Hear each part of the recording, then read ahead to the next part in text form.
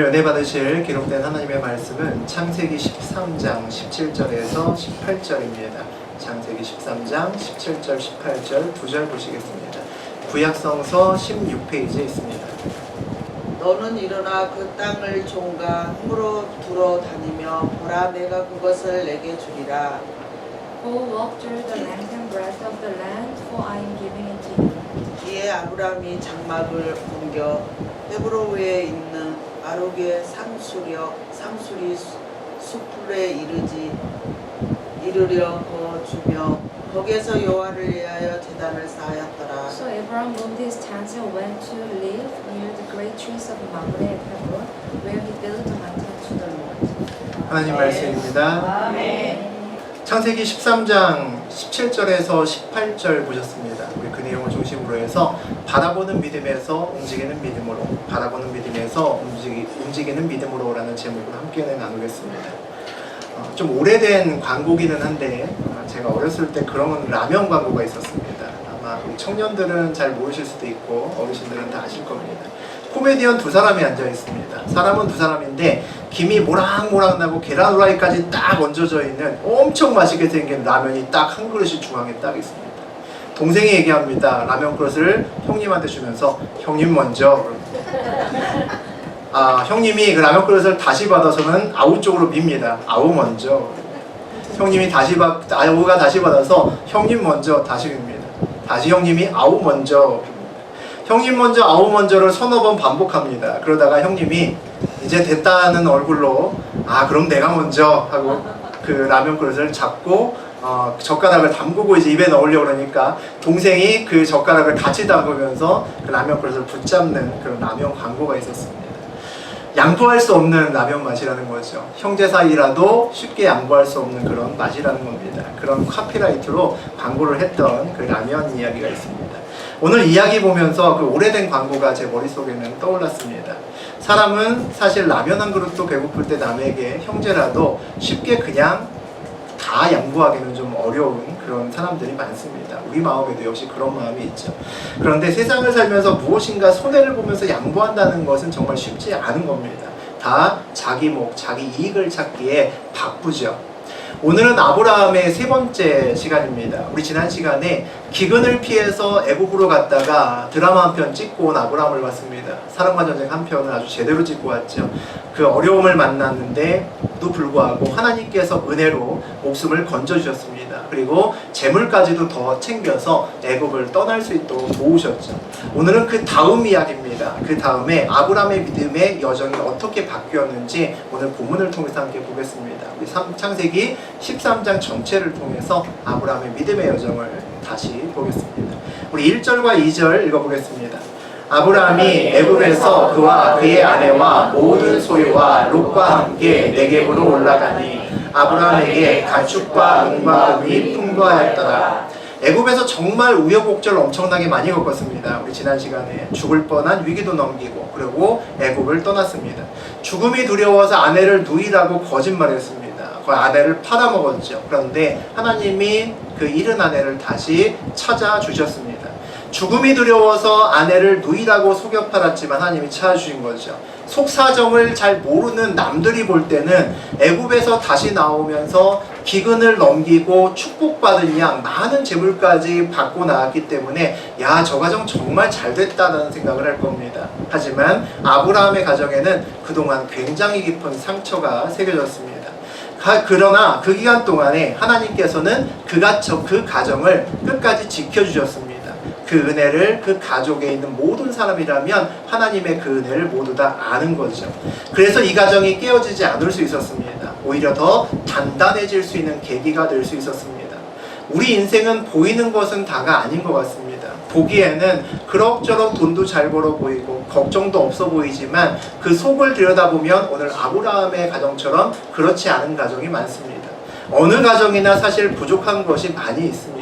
그 부족한 것이 지나친 결핍이 돼서 나의 삶의 바깥쪽으로 드러나게 되면 위기가 오고 심해지면 가정이 깨질 수 있지만 하나님이 개입하셔서 그 부족한 것을 하나님으로 채우시면 그 가정은 더욱더 단단해질 수 있습니다. 하나님으로 상처를 덮으면 큰 상처 앞에서도 믿음으로 온 가족이 하나님을 바라볼 수 있기 때문입니다. 그런 가정은 상처 후에 오히려 더 단단히 세워지는 그런 가정을 경험할 수 있을 겁니다. 오늘 아브라함이 그런 가정이라는 거죠. 우리 3절과 4절 읽어보겠습니다. 그가 네게브에서부터 길을 떠나 베델에 이르며 베델과 아이 사이 곧 전에 장막을 쳤던 곳에 이르니 그가 처음으로 제단을 쌓은 곳이라. 그가 거기서 여호와의 이름을 불렀더라. 애굽에서 가나안으로 와서 다시 북으로 올라가서 가나안에 들어와서 제일 처음 장막을 쳤던 그곳으로 왔습니다. 그리고 처음으로 제단을 쌓았던 곳으로 나아가서 다시 한번 처음처럼 여호와의 이름을 부르면서 제사를 지내는, 예배를 드리는 아브라함의 모습을 이야기하고 있습니다. 아마 아브라함이 시간을 돌릴 수만 있다면 이곳 처음에 장막을 쳤던 이 시간으로 아마 돌리고 싶지 않았을까 싶습니다. 그러면 애굽에서의 수치는 모두 다 잊을 수 있으니까요. 여호와의 이름을 다시 한번 부르면서 다시 제사를 드리지만 아마 아브라함의 마음속에는 만감이 교차했을 겁니다. 가나안에 들어와 처음 드렸던 그때 제사하고는 마음이 달랐을 겁니다. 여호와의 이름을 눈물로 부르지 않았을까 싶습니다. 목 놓아서 하나님의 이름을 부르지 않았을까 싶습니다. 감사와 후회가 교차했을 겁니다.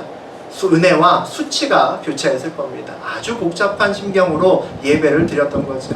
그러나 이 제단을 통해서, 예배를 통해서 아브라함이 비로소 정상적으로 회복되기 시작했을 겁니다. 마음을 다하는 예배는 상처를 회복시킵니다. 예배는 우리의 모든 것을 회복시키고도 남음이 있습니다. 예배는 한 사람을 세울 수 있고 무너진 한 가정을 온전히 세울 수 있습니다. 베델과 아이 사이 곧 전에 장막을 쳤던 곳에 이르니라고 되어 있습니다. 베델의 뜻은 하나님의 집이라는 뜻이고 아이라는 뜻은 폐허라는 뜻입니다. 아브라함이 장막이 베델과 아이 사이에 있습니다. 하나님의 집과 폐허 사이의 그 중앙에 아브라함의 장막이 위치해 있는 거죠. 그 장막의 위치는 선택의 기로에 있다는 겁니다. 그 장막이 하나님의 집의 방향으로 가기 위해서는 믿음의 결단이 필요한 겁니다. 믿음으로 하나님으로 방향을 잡아야 하나님의 집으로 갈 수 있다는 이야기죠.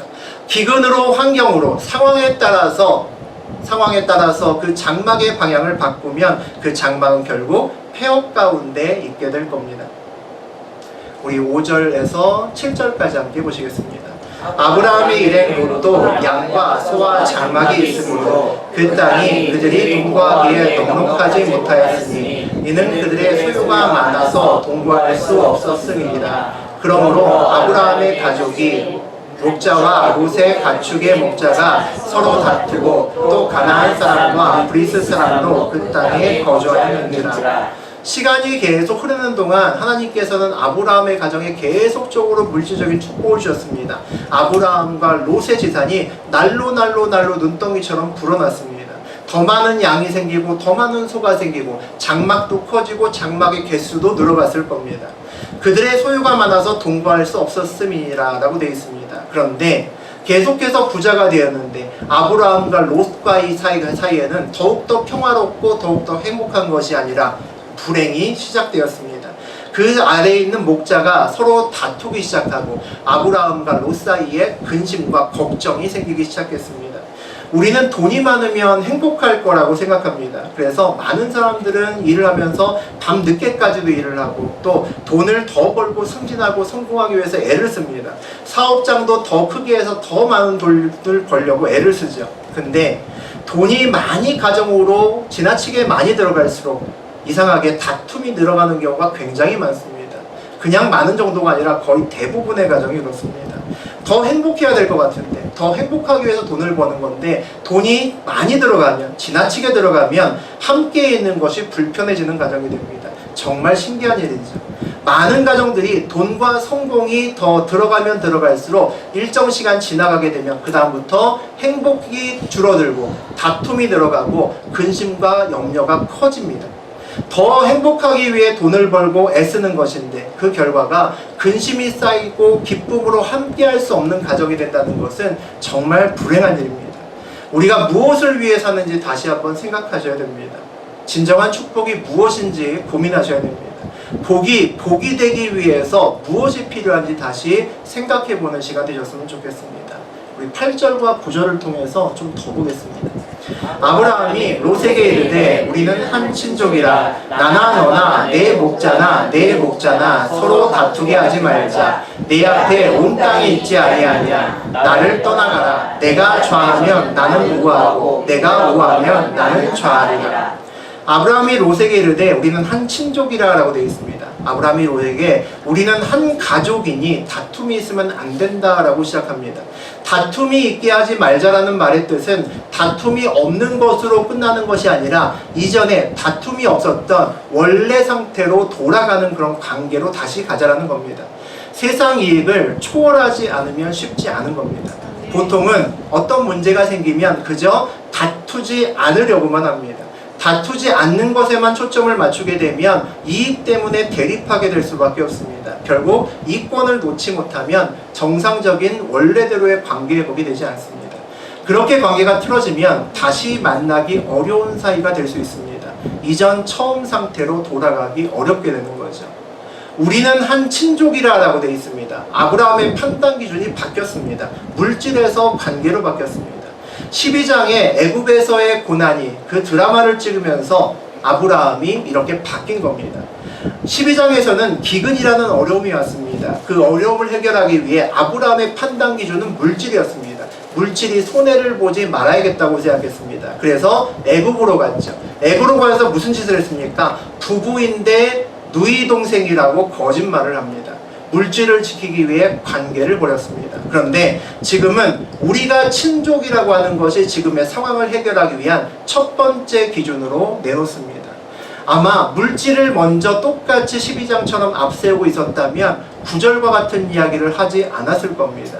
그냥 서로 간에 좀 더 좋은 목초지를 찾으려고 다투지 않으면서 서로 해결하려고 하다가 결국은 다투고 문제가 생겼을 겁니다. 그런데 바뀐 기준에 따라서 9절에 말을 합니다. 나를 떠나가라. 내가 좌하면 나는 우하고 내가 우하면 나는 좌하리라. 앞에 있는 땅을 잘 보고 롯 보고 선택하라는 겁니다. 네가 왼쪽으로 가면 난 오른쪽으로 가고 네가 오른쪽으로 가면 나는 왼쪽으로 가겠다는 거죠. 선택권을 놓은 겁니다. 네가 먼저 결정을 하는 거죠. 이권에서 완전히 물러났습니다. 롯과 아브라함이 한 가족이라는 것이 아브라함에게는 첫 번째 기준이었습니다. 이렇게 결단하면 설사 틀어져도 다시 가족이 될 수 있습니다. 다시 원상태로 될 수 있다는 거죠. 롯에 대한 아브라함의 사랑을 볼 수 있습니다. 아브라함의 기준이 완전히 바뀐 것을 볼 수 있죠. 정말 쉽지 않은 선택권이었을 겁니다. 그런데 그냥 그 선택권을 롯에게 줍니다. 아버지의 유산 중에서 집이 있고 빌딩이 있다면 누구나 비싼 빌딩을 가지려고 애를 쓸 겁니다. 그 앞에서 형제들 앞에서 먼저 고르세요. 남는 거 제가 갖겠습니다. 라고 하는 사람이 몇 명이나 있을까요? 그런데 오늘 아브라함이 그런 행동을 하고 있는 겁니다. 애굽에서 하나님을 경험한 후에 아브라함이 바뀌었습니다. 가나안의 기근이 들자 그동안 고생고생해서 모은 재산이 줄어들 수 있는 위기가 온 거죠. 아브라함은 이대로 가다가는 그의 가족이 행복을 잃을 수도 있겠다, 불행해질 수도 있겠다는 생각을 했을 겁니다. 그래서 위험을 감수하고 애굽으로 왔습니다. 그런데 행복을 찾아갔던 애굽에서 가족을 정말 잃을 뻔했습니다. 아내를 잃어버리고 가정이 깨질 뻔했습니다. 그런데 하나님의 은혜로 애굽에서 다시 가나안으로 이동한 거죠. 자기의 머리를 굴려서 애굽에 가서 죽을 고생을 하는 가운데서도 아브라함의 재산은 계속 늘어납니다. 아브라함은 재산으로 가정을 행복하게 할 수 없음을 그곳에서 알았을 겁니다. 자기의 능력으로 가정도 지킬 수 없고 자기의 능력으로 재산도 지킬 수 없음을 깨달았을 겁니다. 그리고 이 모든 일에 선한 일로 끝까지 아브라함을 이끄시는 하나님의 손길을 보았겠죠. 그래서 이번에는 아브라함은 선택의 기로로 해서 롯에게 당당하게 선택권을 너부터 가지라고 넘겨줄 수 있는 겁니다. 애굽에서 갈 때하고는 달리 관계를 지키는 선택을 하면 나머지는 하나님께서 이끄신다는 것을 확신했기 때문입니다. 그래서 이렇게 할 수 있었던 거죠. 우리 10절과 11절 보시겠습니다. 이에 롯이 눈을 들어 요단 지역을 바라본즉 수알까지 온 땅에 물이 넉넉하니 여호와께서 소돔과 고모라를 멸하시기 전이었으므로 여호와의 동산 같고 애굽 땅과 같았더라. 그러므로 롯이 요단 온 지역을 택하고 동으로 그들이 서로 떠난지라. 요단 지역을 바라본 적 수알까지 온 땅에 물이 넉넉하니 롯이 눈이 번쩍 띄어서 일어나서 주변을 살펴봅니다. 살펴보니까 양과 소를 키우기에 적당한 물이 많고 목초지가 풍부한 지역이 바로 눈앞에 들어옵니다. 아, 저곳이구나. 그쪽이 소알 땅이었습니다. 소알 땅이 눈에 들어왔다는 이야기죠. 온 땅에 물이 넉넉한 것이 보이고 목축에 아주 좋은 지역이니까 고민하지 않았을 겁니다. 그 지역을 보고 롯이 뭐라고 얘기를 하냐면 여호와의 동산 같고 애굽 땅과 같았더라라고 되어 있습니다. 롯에게 그 땅이 얼마나 좋게 보였는지를 우리가 알 수 있는 내용입니다. 여호와의 동산같이 보였다. 에덴 동산같이 보였다는 이야기죠. 하나님의 동산같이 보였다. 이해할 수 있는 말입니다. 그런데 그 뒷말이 특이합니다. 애굽 땅과 같았더라라고 이야기를 합니다. 애굽 땅이 지난 시간에 제가 얘기했던 것처럼 사람들이 보기에는 젖과 꿀이 흐르는 땅이 가나안이 아니라 애굽 땅이라는 거죠. 큰 강, 나일강이 흐르고 기름진 옥토밭이 있는 그곳이 사람 살기에는 최적의 것이라는 겁니다. 그런데 소알 땅을 애굽 땅에 비교한 이유는 얼마 전에 애굽 땅에 가서 눈으로 확인하고 왔지 않습니까? 그 확인했던 그 땅이 정말 좋았다는 겁니다. 아브라함 때문에 어쩔 수 없이 바로하고 문제가 생겨서 그곳을 나와서 다시 가나안으로 왔지만 사실 속마음은 떠나기 싫었다는 겁니다. 애굽 땅이 아직도 롯의 눈앞에는 아른아른거린다는 겁니다. 그 땅 정말 좋았었는데 갈 수만 있으면 다시 가고 싶다는 겁니다. 아브라함은 변했는데 롯은 바뀌지 않았습니다. 아브라함은 소알 땅이 안 보였을까요? 아브라함도 소알 땅이 보였을 겁니다. 그곳의 목초지와 그 많은 물이 보이지 않았을 리가 없죠. 그러나 함께 소알 땅을 바라보면서 그 땅이 아니라 하나님을 붙드는 아브라함을 우리 오늘 볼 수 있습니다. 그는 소알 땅과 똑같은 애굽에서 이미 죽을 고생을 해봤기 때문입니다. 땅을 붙드는 것이 얼마나 부질없는 것임을 아브라함은 이미 알기 때문이죠. 땅이 그의 행복을 좌우하는 것이 아님을 알았기 때문입니다. 아브라함은 지금이 애굽보다 훨씬 더 행복합니다. 그것을 아브라함은 알기 때문입니다. 그래서 롯이 소알 땅을 선택하고 자신은 가나안에 남아도 아무런 불만이 없습니다. 이게 인생에서 하나님과의 경험이 얼마나 소중한지를 우리에게 보여주는 그런 대목입니다. 큰 시련을 하나님을 통해서 넘긴 사람은 이렇게 바뀝니다. 눈앞에 큰 이익을 보고도 덤덤하게 하나님을 그냥 붙들 수가 있습니다. 척박한 가나안 땅이라도 하나님이 함께 계시면 그곳은 애굽처럼 젖과 꿀이 흐르는 땅이 됩니다. 애굽도 소알 땅도 그 좋은 땅도 하나님이 함께 하시지 않으면 그곳이 가나안보다 훨씬 힘들고 어려운 고난의 고난이 계속 올 수 있음을 알기 때문입니다. 우리가 눈여겨봐야 되는 사람이 또 하나 있습니다. 롯이죠. 1절에서 오늘 읽었던 1절에서 아브라함이 애굽에서 그와 그의 아내와 모든 소유와 롯과 함께 네겝으로 올라가니라고 우리 함께 읽었습니다. 롯도 아브라함과 애굽에 있었습니다. 아브라함이 애굽에서 그의 아내 사레를 누이라고 거짓말을 치고 죽을 뻔했던 것, 그리고 하나님의 도우심으로 기적적으로 그곳에 살아왔던 것을 같이 있었던 증인입니다. 삶의 증거죠. 그런데 롯의 판단 기준은 안 바뀌었습니다. 롯의 판단 기준은 애굽에 가기 전에 아브라함과 똑같다는 거죠. 롯의 판단 기준은 여전히 관계보다는 물질이 먼저입니다. 롯에게 물었으면 관계가 중요하지 않다고 하지 않았을 겁니다. 관계가 중요하다라고 얘기했을 겁니다. 하지만 그의 행동은 관계가 아니라 물질을 선택하고 있음을 볼 수 있습니다. 만약에 롯이 관계가 정말 물질보다 중요하다고 생각했다면 아브라함이 너가 좌하고 내가 우하고 네가 오른쪽 가면 난 왼쪽으로 갈게 라고 하게 되면 뭐라고 얘기했을 때일까요? 삼촌이 먼저 선택하세요 라고 했었어야 될 겁니다. 삼촌이 먼저 선택하세요. 저는 괜찮습니다 라고 했어야겠죠. 그런데 마치 아까 처음에 라면 선전에서 아우 먼저 했더니 두 번에 거절하지 않고 바로 라면 그릇을 집어듭니다. 바로 일어나서 혹시나 거절하면 안 올 수도 있기 때문에 바로 일어서서 주변 땅을 보고 좋은 땅을 먼저 선점하고 머뭇거림 없이 바로 길을 떠나는 롯을 볼 수가 있습니다. 롯이 요단 온 지역을 택하고 동으로 옮기니라고 되어 있습니다. 얼른 좋은 소알 땅이 있는 곳으로 동쪽으로 훌쩍 떠납니다. 애굽의 경험이 롯에게는 별로 그의 인생의 기준에 영향을 미치지 않았다는 거죠. 자신이 직접 경험한 것과 옆에서 보고 들은 것과의 차이입니다. 내가 직접 하나님의 음성을 들은 것과 남이 하나님의 음성을 들은 것을 전해 들은 것의 차이입니다. 이게 내가 직접 응답을 받아야 되는 이유입니다. 내가 직접 하나님을 붙들고 고난을 이겨내야 되는 이유입니다. 내가 직접, 여러분이 직접 간증의 주인공이 반드시 되셔야 되는 이유입니다. 힘들어도 고난의 시간을 하나님이 허락하고 그것을 반드시 우리가 당당히 걸어가서 이겨내야 될 이유가 됩니다. 12절 보시겠습니다. 아브라함은 가나안 땅에 거주하였고 롯은 그 지역의 도시들에 머무르며 그 장막을 옮겨 소돔까지 이르렀더라. 소돔 사람은 여호와 앞에 악하며 큰 죄인이었더라. 롯도 처음부터 가나안을 떠난 것은 아닌 것 같습니다. 하지만 롯의 방향은 가나안 바깥쪽을 이미 바라보고 있었습니다.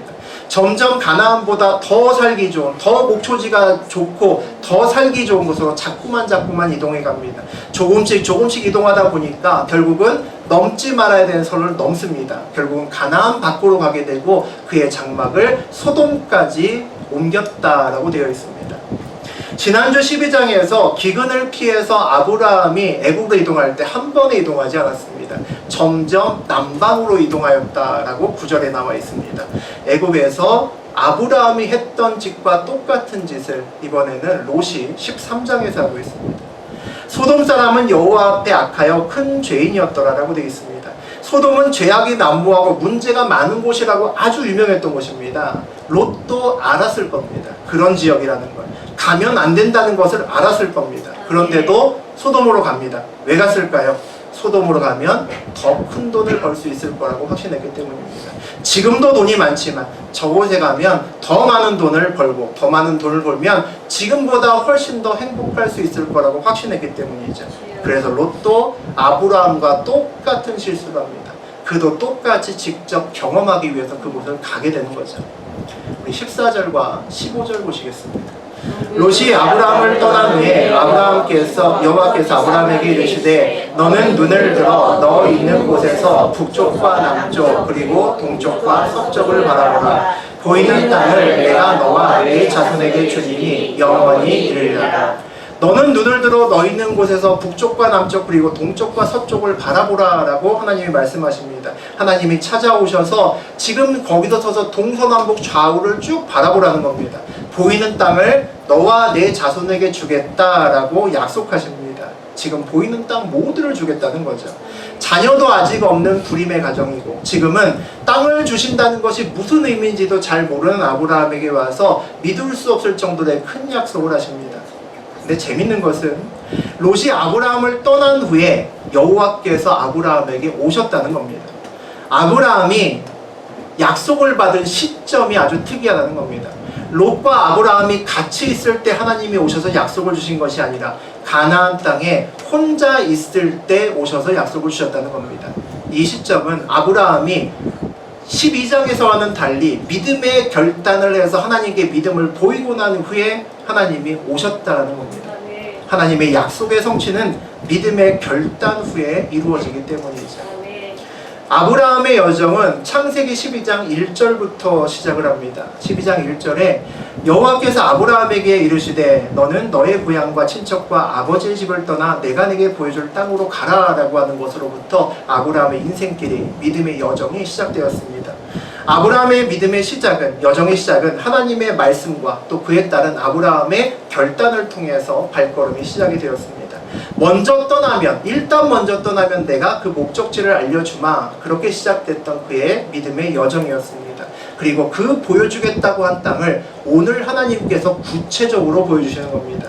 이전에는 모호한 약속이었습니다. 가나안이라고 하는 알지도 못하는 애매한 땅을 그냥 얘기했을 뿐입니다. 그런데 오늘 구체적으로 약속하시면서 지금 네가 있는 이곳의 사방을 봐라. 이곳 서 있는 이곳을 내가 너에게 줄 것이다 라고 구체적인 땅의 위치까지 알려주십니다. 우리의 약속도 우리가 믿음으로 결단할 때, 여러분이 믿음으로 결단할 때 하나님께서 여러분에게 약속하신 그 약속이 모호하지 않고 구체화돼서 여러분 앞에 주어질 줄 믿습니다. 아멘. 우리 16절과 17절 보시겠습니다. 내가 내 자손이 땅의 티끌같이 하리니 사람이 땅의 티끌을 능히 셀 수 있을진데 내 자손도 세리라. 너는 일어나 그 땅을 종과 횡으로 두루 다녀보라. 내가 그것을 내게 주리라. 내가 내 자손의 내 자손이 땅의 티끌같이 하리니, 땅의 티끌, 땅의 먼지처럼 정말 많은 자손을 주겠다라고 약속하십니다. 그리고 너는 일어나 그 땅을 종과 형으로 두루 다녀보라. 아브라함에게 약속한 땅을 바라보지만 말고 걸어보라고 합니다. 직접 걸어서, 종으로 횡으로 걸어서 다 돌아다녀 보라고 합니다. 왜 그러셨을까요? 바라보는 것에도 멈추지 말고 걷고 만져보면서 약속을 온몸으로 느끼라는 겁니다. 믿으라는 거죠. 온몸으로 체험하면서 약속을 믿으라는 겁니다. 막연히가 아니라 확실히 믿으라는 거죠. 이에 대한 아브라함의 반응을 보겠습니다. 18절 보시죠. 이에 아브라함이 장막을 옮겨 헤브론에 있는 마므레 상수리 숲에 이르러 거주하며 거기서 여호와를 위하여 제단을 쌓았더라. 아브라함은 이전에도 하나님 명령에 순종했습니다. 창세기 12장 1절의 말씀에서 순종했습니다. 하지만 온전하지는 않았습니다. 한 번에 가나안으로 오지 못하고 중간에 하란을 들렸습니다. 하란에서 거기서 살기 좋아 그냥 머물러 살았습니다. 애굽을 찾아 떠났던 것처럼, 또 소돔을 찾아 떠났던 것처럼 그곳에서 한참을 머물렀습니다. 그곳에서 아버지가 죽었습니다. 그럼에도 불구하고 머뭇거리며 이동하지 못합니다. 나중에 하나님께서 재촉한 다음에야 어쩔 수 없이 가나안 땅으로 옮겼습니다. 그때는 온전히 순종하지 못했습니다. 그런데 지금은 어떻게 하느냐면, 이에 아브라함이 장막을 옮겨 헤브론에 있는 마므레 상수리 숲에 이르러 거주하며 라고 되어 있습니다. 하나님께서 당신이 주신 땅을 일어나 종으로 횡으로 두루 다녀보라는 말에 주저없이 움직입니다. 하나님 말씀대로 걷습니다. 돌아다닙니다. 그리고 바로 남쪽으로 수십 킬로 떨어진 지역까지 가서 헤브론이라는 곳까지 가서 하나님이 나에게 주신 땅의 거의 끝자락까지 가서 그곳에 다시 장막을 칩니다. 이번에는 움직이고 몸으로 반응해서 순종하는 아브라함의 모습을 볼 수가 있습니다. 12장의 아브라함의 신앙은 바라보는 신앙이었습니다. 하나님께서 약속을 주면 제단도 쌓았습니다. 예배도 드렸습니다. 여호와의 이름도 불렀습니다. 찬양도 했습니다. 하지만 그때의 약속은 언제 이루어질지도 모르는 약속을 그저 바라보기만 하는 그런 약속이었습니다. 그런 믿음이었죠. 그런데 13장의 아브라함의 믿음은 달라졌음을 볼 수가 있습니다. 애굽에서 그 힘든 일을 겪은 후에 바라보던 믿음이 행동하는 믿음으로 바뀌었음을 알 수 있죠. 하나님의 말씀에 입으로 아멘하는 믿음에서 삶으로 아멘하는 믿음으로 바뀌었습니다. 약속을 받는 것과 약속을 믿는 것은 좀 다른 이야기 같습니다. 우리는 하나님의 약속을 믿는다고 이야기합니다. 믿는다는 것이 뭘까요? 해가 쨍쨍 내립니다. 오늘처럼 날씨 좋은 날이죠. 구름 한 점 없는 날에 비가 온다는 이야기를 듣습니다. 이렇게 날씨가 좋은데 오후에는 비가 온대로 끝나는 믿음과 비가 온다는 말을 듣고 구름 한 점 없이 맑은 하늘에서 우산을 챙겨서 나가는 믿음은 다른 믿음입니다. 하나님을 믿는다면 우리는 누구나 약속을 받지만 약속을 받는 것과 믿는 것은 다릅니다. 약속을 받는 것은 바라보는 믿음이 생겼다는 겁니다. 막연히 나의 미래를 하나님이 도울 것이고 언젠가는 지금의 어려움이 끝나고 웃는 날이 올 거야 라고 생각하는 겁니다. 그런데 약속을 믿는다는 것은 약속에 합당한 믿음의 행동을 실행하는 겁니다. 미래를 위해 말씀을 믿고 오늘 우산을 챙기는 믿음을 내가 갖는다는 겁니다. 약속하신 미래를 믿고 오늘부터 그 약속의 미래를 바라보면서 나도 모르게 웃음이 내 얼굴에 힘든 고난 중에서도 웃을 수 있는 그 믿음이 약속을 믿는 믿음입니다. 여러분도 모두 아브라함처럼 12장의 아브라함이 아니라 13장의 아브라함처럼 바라보는 믿음에서 행동하는 믿음으로 바뀌시기를 주의 이름으로 축원드립니다. 오늘 아브라함의 믿음의 선포는 내가 좌하면 나는 우하고 내가 우하면 나는 좌하리라고 하는 놀라운 믿음의 선포였습니다. 이 믿음의 선포를 말을 듣고 그리고 아는 것으로 끝나지 않고 바라보는 것으로 끝나지 않고 여러분의 삶에서도 이와 같은 믿음의 선포가 일어나기를 주의 이름으로 축원드립니다. 아멘. 아브라함의 이야기는 12장 1절에서 시작을 했습니다. 12장 1절 다시 한번 읽어보겠습니다. 여호와께서 아브라함에게 이르시되 너는 너의 고향과 친척과 아버지의 집을 떠나 내가 내게 보여줄 땅으로 가라. 하나님의 명령은 떠나는 것이었습니다. 버리는 것으로 시작됐습니다. 우리는 그것을 믿음이라고 부릅니다. 내가 있는 땅을 버려야 약속의 땅을 가질 수 있습니다. 내가 있는 곳에서 바라보는 멀리 있는 약속의 땅을 바라보는 신앙으로는 약속의 땅에 결코 들어갈 수 없습니다. 약속의 땅을 가지려면 내가 있는 그 자리를 떠나야 됩니다. 믿음의 결단으로 발걸음을 옮겨야 가능한 거죠. 행동하는 믿음으로 떠나서 걸어야 약속의 땅에 도달할 수 있습니다. 말씀을 사모하시는 저와 우리 임마누엘교회 성도님들, 그 마음이 바라보는 믿음에서 행동하는 믿음으로 바뀌시는 여러분이 되셨으면 좋겠습니다. 그렇게 결단하시는 한 주간 되시고 여러분의 인생에서 크게 믿음으로 달라져서 아브라함처럼 주를 따라가는, 어떠한 순간에도 주를 놓치지 않고 행동하는 믿음으로 따라가는 저와 여러분이 되시기를 주의 이름으로 축원드립니다. 아멘. 네, 우리 말씀